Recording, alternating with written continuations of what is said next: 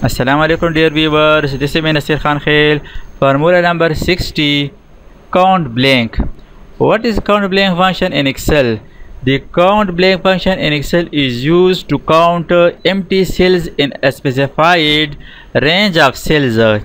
Suppose हमारे पास एक बहुत बड़ी लिस्ट हो, लार्ज डेटा हो और इसमें आप ये मालूम करना चाहते हैं कि इस रेंज में कोई ब्लैंक सेल तो नहीं है।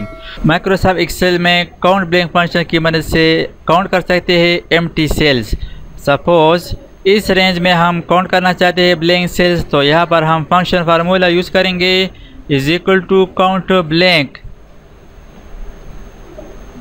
ब्रैकेट स्टार्ट, रेंज सेलेक्ट करें, यानी इस रेंज में blank cells empty cell count करें, गिन ले, ब्रैकेट क्लोज, प्रेस एंटर।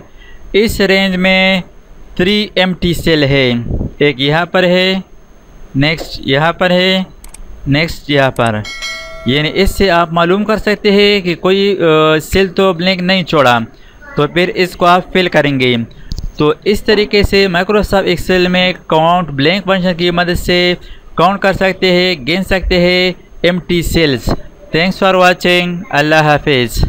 दोस्तों, अगर आपने अभी तक हमारे चैनल को सब्सक्राइब ना किया हो तो सब्सक्राइब कीजिए और साथ ही बेल आइकन पर क्लिक करें और हर वीडियो की नोटिफिकेशन से बाखबर रहेंगे।